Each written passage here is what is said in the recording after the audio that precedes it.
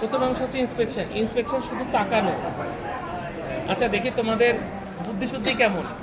আমি ইন্সপেক্ট করলাম, দেখলাম যে এই অংশের লাংসটা কম মুভমেন্ট হচ্ছে।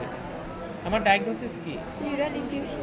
Very good. অথবা কনসলিডেশন অথবা মাসলেশন। মাসলেশন মানে কি? ব্রঙ্কিয়াল কার্সিলেশন বলি। তাহলে যেদিকে মুভমেন্ট করছে না সেদিকে বুঝবা যে কোনো একটা লেশন আছে। বুঝতে পারছো? এটা যদি খুব মাইনিউটলি অবজার্ভ করতে পারো তুমি ধরতে পারবা। কিন্তু এটা হচ্ছে জাস্ট ইন্সপেক্ট, তাকানো। প্যালপেট যদি বলে যে palpate the chest from the back, তুমি শুনবো যে ফ্রন্ট না ব্যাক বলছো। উল্টাপাল্টা করলে কিন্তু পরীক্ষায় খেপে যায় স্যার এখন। তাহলে তুমি গিয়ে দেখো এদিকে তাকাও। তুমি তুমি শ্বাস নাও, জোরে শ্বাস নাও, শ্বাস নাও, শ্বাস নাও। তুমি হাত দুইটা এমনভাবে রাখবা যে উপরের দুইটা হাত কিন্তু সমানভাবে সরে যাবে, মাঝেরটা সমানভাবে সরে যাবে, নিচেরটা সমানভাবে সরে যাবে। আমি এভাবে হাত দিয়ে দেখলাম একদিকে সরছে না, কিন্তু একদিকে ঠিক আছে। তাহলে ওইদিকে কী কী হতে পারে? ওই তিনটা বক্তব্যই, হয় ইফিউশন বা কনসলিডেশন মানে নিউমোনিয়া, অথবা ব্রঙ্কিয়াল কার্সিনোমা, কিছু একটা আছে। বুঝতে পারছো কি? এরপরে ওনার এখানে হাত রাখতে হবে। বলেন তো, তিন তিন বলেন, বলেন তিন তিন বলেন, বলেন বলেন বলেন বলেন, এই পাশে বলেন। এটা কি দেখলাম? এটা ধরো আমি এখানে হাত রাখছি, এইভাবে যাচ্ছি, এক জায়গায় দেখলাম আওয়াজ পাচ্ছি না। উনি তিন তিন বলছে তো আমার হাতে একটা আওয়াজ আসার কথা, সেটা পেলাম না।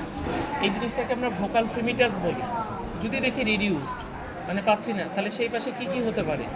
ওই তিনটা গল্পই, হয় ইফিউশন হচ্ছে বা, তবে এই কনসলিডেশনে বাড়বে কিন্তু, মাসলেশন আর ইফিউশনে হচ্ছে কমবে, আমি ভোকাল ফ্রিমিটাস পাবো না। কিন্তু কনসলিডেশন যদি হয়, নিউমোনিয়া হয়, তাহলে কিন্তু আমার হাতে খুব জোরে জোরে বাড়ি, মানে আমি শব্দটা শুনতে পাবো।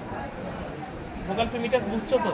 তবে এটা করার আগে দুই হাত তুলে নিবা। ওর হাতে ক্যানুলা করা তো, স্যালাইন চলছে, হাত তুলতে পারবে না। আমি দুই হাত কিন্তু এভাবে থাকবে। এরপরে হচ্ছে পারকাশন। পারকাশন অ্যাপেক্স থেকে শুরু করতে হয়, যে এখানে একটা ইয়ে দিয়ে আওয়াজ হোক না হোক তোমার সুন্দরভাবে পারকাস করতে হবে।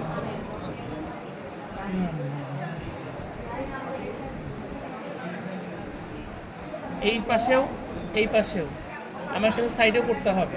পারকাস পারবা তো? ধরো পারকাশন নোট এখানে আমি ডাল পেলাম, নর্মালি কি পাওয়া যায়? ভেরি গুড, জোরে বলো। এগুলা না পারলে সারা খুবই কেঁপে যাবে, রেজোনেন্ট। কিন্তু আমি যদি পাই ডাল, মানে দেখি বাড়ি মারছে কোনো হচ্ছে কোনো একটা ডাল টাইপের আওয়াজ আসছে, তাহলে হয় ইফিউশন অথবা কনসলিডেশন অথবা মাসলেশন, তিনটাতেই কিন্তু ডাল পাওয়া যায়, এটা মনে রেখো। এরপরে আসে অস্কালটেশন। স্ট্রেটে দাও একটা, এটা একটু ভালো মতো দেখো। তাহলে তুমি প্রথমে এইটা দিয়ে এই যে অ্যাপেক্সে ইয়া শুনবা, সুন্দর করে আওয়াজ। এইদিকে তাকাও, পেছনে এগুলো এই পাশে, এইদিকে প্রথমে আমি আওয়াজ শুনবো উপরে অ্যাপেক্সের। এরপরে আমি ঘুরাই নিব। শ্বাস নেন, শ্বাস নেন, শ্বাস নেন, এইভাবে করে যেতে থেকে পাশেও শ্বাস নেন। আর লাস্টে এইখানে বেজাল, মাঝখানে যে এখানে বেজাল ক্রিপিটেশন দেখবো শেষে এসে, আবার এখানে রাখবো, তিন তিন বলতে বলবো, তিন তিন তিন তিন, এভাবে করে বলতে থাকবে। এটা ভোকাল রেজোনেন্স। রেজোনেন্স কমে গেছে মানে ইফিউশন অথবা মাসলেশন, রেজোনেন্স বেড়ে গেছে মানে কনসলিডেশন বা নিউমোনিয়া। তোমরা তাহলে যে কোনো অসুখ দিলেই পারবা এখন ডায়াগনোসিস করতে প্লাস শুনতে। এখন প্রত্যেকে আসবা,